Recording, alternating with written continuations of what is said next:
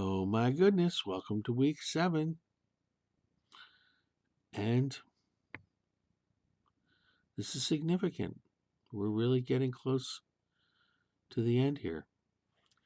So, a couple things. First of all, I noticed in the readings this week,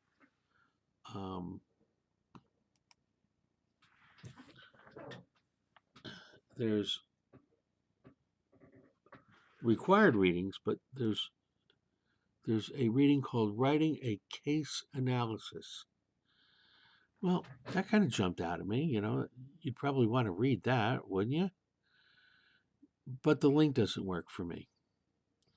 Now, it may work for you. You can check it out in the classroom proper. I have copied and pasted the link into the announcement for writing a case analysis. It may work for you through that. I don't know. But I dove into the Shapiro Library and did a quick look. And I came up with 2 things, not really satisfying, but they were notable enough that I thought I'd copy and paste those as well. And so that's going to be there for you. One is called an examination of the introductory MIS course. So it's very tech heavy. It was really for that sort of thing. But, and I don't expect anybody to really read it. But there might be some things in there worth scanning, checking out. So I just, I will include that. And I will also include When Coworkers Clash, which is a 3-page deal. And it's focused on a specific aspect of what you're confronting, but it's a solid piece. And so I thought that was worth saving. So I just backed out and just searched the internet generally.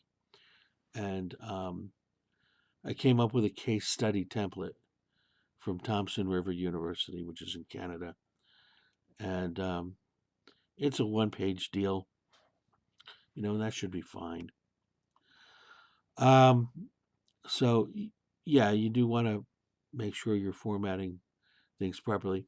Still gets an APA cover page, still gets proper APA citations, still gets a proper APA reference page. And if there's any tables or anything, figure 1, figure 2, etc., with captions in the upper left corner.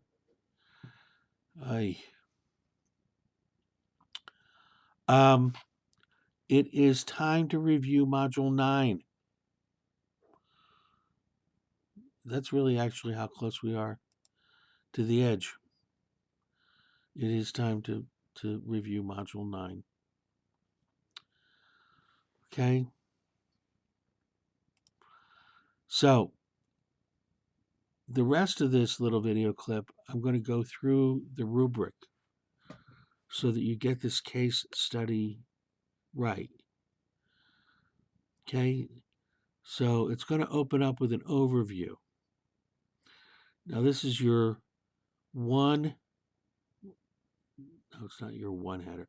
This is your first header, which is centered, bold, and centered. Overview. And underneath that, you're going to give 2 products and or services of the 2 entities that are merging, 2 that it has in common, and 2 that it has differences of, for a total of 4. I'm not trying to be condescending. I apologize.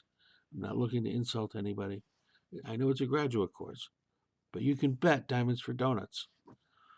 Somebody would have given me 2 only. Somebody else would have given me 8. Let me be abundantly clear. I'm looking for 4. 2 products and/or services of the 2 that are in common and that differ. My goodness, shouldn't be that difficult, right? Your first subhead is key issues. And these are key organizational, cultural issues. These are integration issues and any created problems post-merger. So this is a collection of issues. Your next subhead, and subheads are flush left and also bold. Your next subhead is post-merger integration. And this is a holistic evaluation. You're looking at the entire paradigm. But I'm going to want data supported statements. Okay? I don't care if it's Pfizer, J&J, Gilead, whichever pharmaceutical you're merging with. You've got good data out there. Okay? So quote the data. Be the grad students that earn their master's degree that you are. Stand on data. So it's a holistic evaluation, data-supported statements, how change was addressed, okay, because the previous one was all the issues, right? How the change was addressed, and what other options were available. Okay? Now, the next subhead is going to have 2 subheads. The next subhead is recommendations. And under that, indented and not in bold, is your first subhead. And this is post-acquisition risks and challenges. And here you're going to be looking at an acknowledgement of the areas that may have issues. Maybe you already do and you're not aware of them yet. Okay? But if you're merging 2 HR departments, that's a lot of politics and a lot of egos. Same thing with the legal department. Okay? This is an acknowledgement area of post-acquisition risks and challenges. An acknowledgement of areas that may have issues. Okay? You don't need to do another subhead for your second subhead. Just go ahead and indent, again, not in bold, change management best practices. And again, you're going to need to do research, actual recommendations, and where they're coming from. Okay? So go out there into the Shapiro Library or into the interwebs and, or go to a real library. Oh my God, off the chain.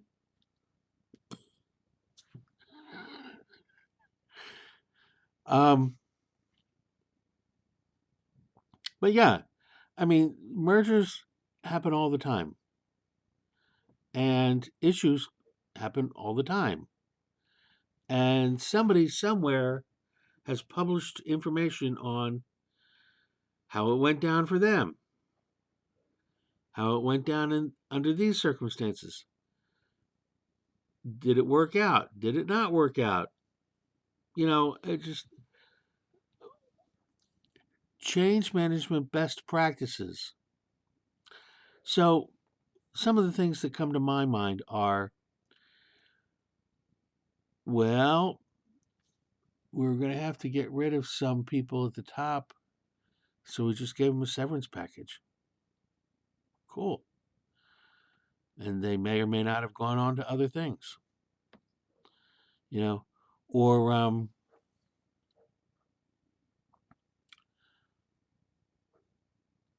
we built 2 major laboratories side by side, and everybody from life sciences org was in one, and all the researchers from the other company were in the other, just as they had been. But now they're encouraged to, have conversations with each other, and they share the same, cafeteria and that sort of thing. And eventually the wall will literally come down as projects start to overlap and that sort of thing. But I mean, they still need to finish what they're working on, right? Okay. Subhead. No, that's it. That's it. And then you've got references, which is a major header like overview, centered, emboldened at the top of its own reference page. That's a lot out of me. I'm going to shut up. Thank you. And as always, if you have any questions, please don't hesitate. That's what I'm here for.